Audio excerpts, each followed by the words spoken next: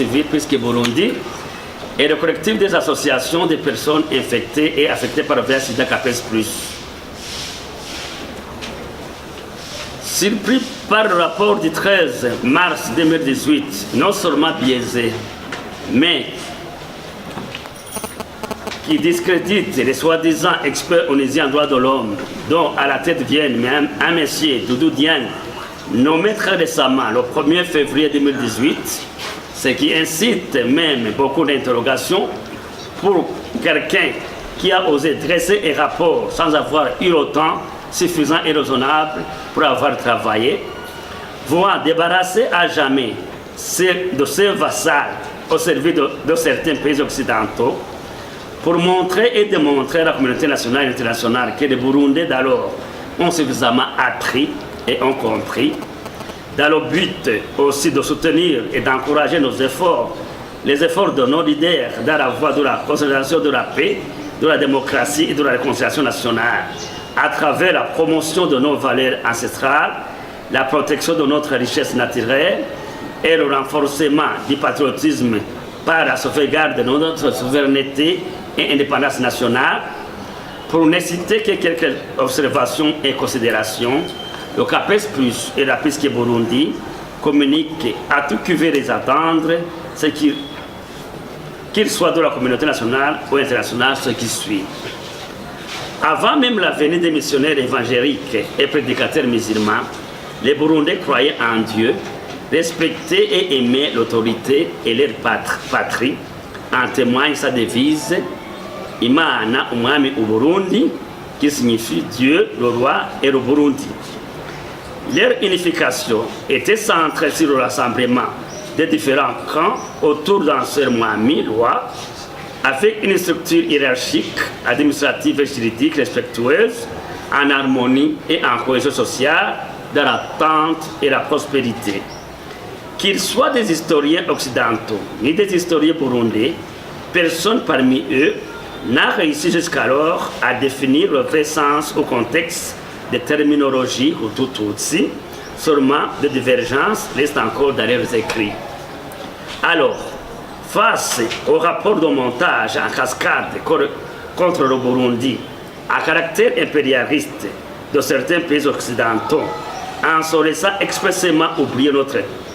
triste histoire du passé, seulement par jalousie de l'avancée, de la découverte de nos richesses naturelles cachées et la volonté actuelle et manifeste de revaloriser nos cultures ancestrales, voilà qu'un complot international ne cesse à se porter à l'horizon, malheureusement, en se servant de traîtres burundais ventriotes, sans personnalité, dépourvus de fierté nationale et de leur citoyenneté, comme cela a toujours été le cas, qu'il soit dans la période de l'esclavage, trafic humain, de la colonisation et de l'apartheid, etc. Or, après la réussite du combat pour notre indépendance, nos aînés nous ont légué un beau modèle à suivre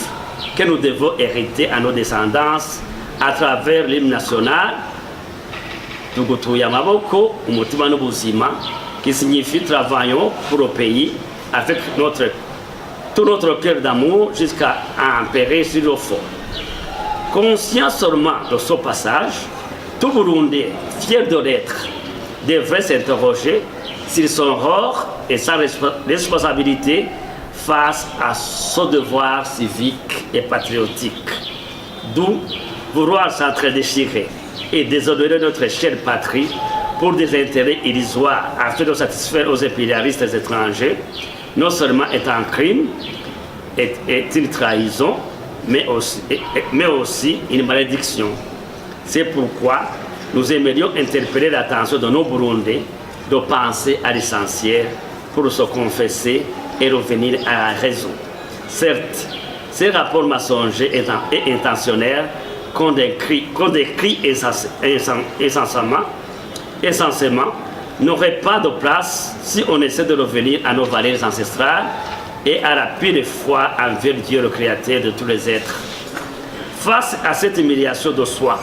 c'est pour cette raison que le CAPES+ et la PISC Burundi comptent entamer une campagne de recueillement baptisée « Jeûnons pour nos valeurs ancestrales » et la véritable foi de l'Esprit de Dieu. Certes, celui qui croit en Dieu aime, se confesse, pardonne, se rend saint, etc. Cela étant, cette campagne débuterait par des confessions au cours de deux jeudis de ces deux dernières semaines du mois de mars 2018, c'est-à-dire le 22 et le 29, qui seront suivis par des jeudis de jeûne renforcés chaque semaine du mois d'avril 2018 pour que tous les traites et hypocrites soient connus avant la campagne du référendum du 17 mai 2018, comme cela s'est révélé à travers le 4e round du dialogue extérieur d'Arusha l'année passée.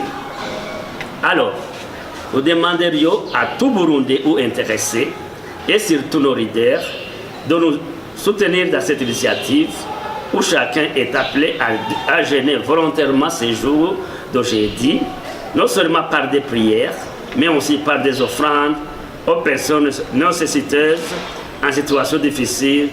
pour réconforter leur morale afin d'implorer au bon Dieu de nous transformer en êtres paisibles, aimables et réconciliants. D'ailleurs, l'entraide et le soutien mutuel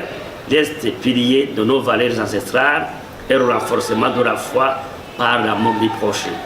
Fête à Bujumbura, le 19 mars 2018, pour la Prisque Burundi, le représentant légal Maître Ndouimana Jean-Marie, pour le CAPES+,